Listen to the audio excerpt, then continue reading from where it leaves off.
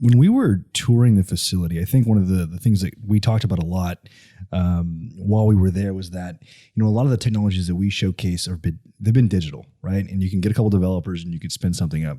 However, a bulk of the technologies, you've seen a lot of stuff out in the field, stuff downhole. It's stuff that you can't just code up. It's stuff that's extremely, capital intensive. It's stuff that, may require a lab, things of that nature.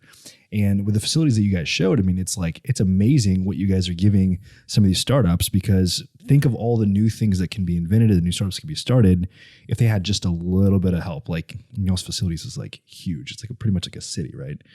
Well, I think what's cool about Halliburton Labs is that, I'm pretty sure I've seen other like incubators and accelerators that will have labs in their name, but it's just, co-working space for digital startups. But what's cool about y'all is like, it's literally labs. You go in there and there's science labs in the building, and you have, I don't even know how much capital you guys have invested in the equipment in those laboratories, billions and billions of dollars. Yeah, but they're nice facilities, right? And then, we took a tour around Halliburton campus, and it was cool.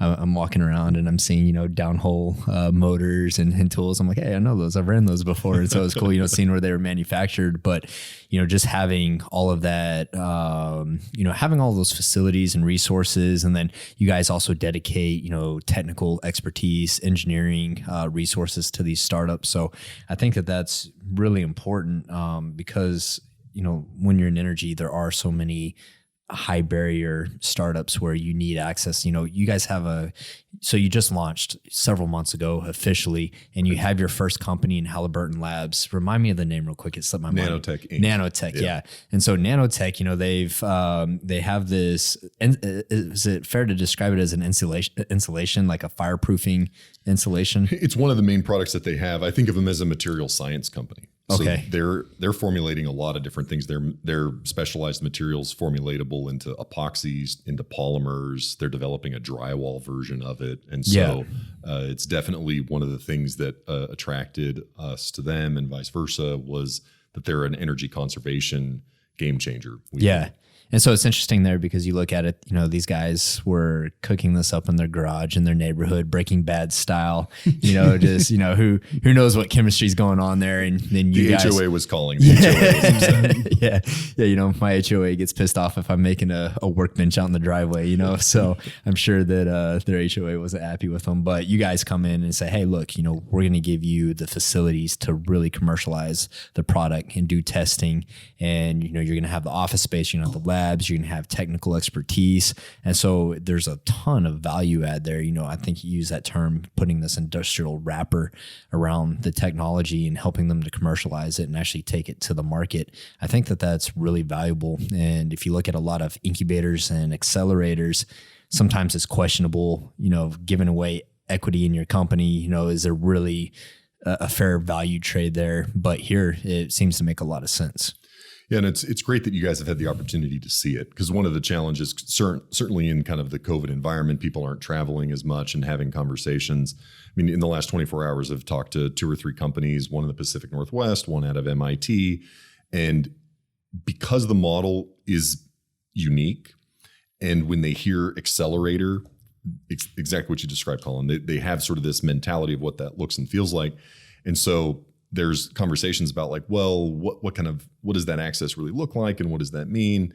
And once they get it, it becomes a no-brainer in terms of thinking about their experience and where they're going and what their journey looks like. Because it's not just access to the facilities, which are world-class facilities, setting up shop in a world-class lab, but then like we walked through, the hallway underneath is multi-million, tens of millions of dollars worth of analytical equipment that is available to the extent that they need to use it. We cover an overhead charge, sort of a cross charge that comes across, but it's a small fraction of what you might pick up at a third-party lab or something along those lines. But then you also have the technical mentorship.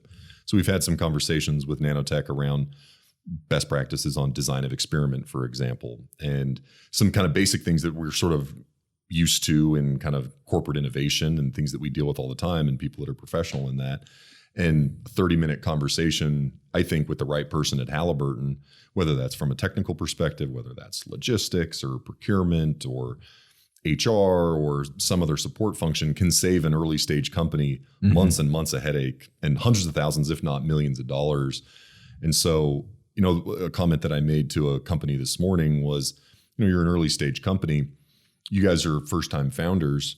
You don't know what you're going to encounter. You probably have line of sight to the next maybe 3 months or 6 months, clarity of what you're going to go execute, but you're going to run into things that you didn't anticipate. 6 months seems like a long time. 6 months is forever. It's an eternity in the startup world. And so they're saying, the thing that you're dealing with for the first time, we've dealt with at Halliburton 50 times over. We've got a ton of scar tissue, I joke, about taking hardware to scale around the world. Yeah. And so that's something that we're offering, is those kind of curated engagements, that mentorship. Yeah. Again, we're not solving their problems for them. It's not our job to discover for them, but we can provide sort of that backstop that as they run into issues and have questions, they can go talk to somebody immediately. And actually our commitment is a 48-hour turnaround time to be able to have that discussion. Oh, nice. And so I recognize that there's mentorship and advisors and things in the startup world. We recognize that, and we continue to lean on kind of our extended network. But it's something that to have sort of access to the Halliburton Rolodex, I think, is a compelling aspect of participation.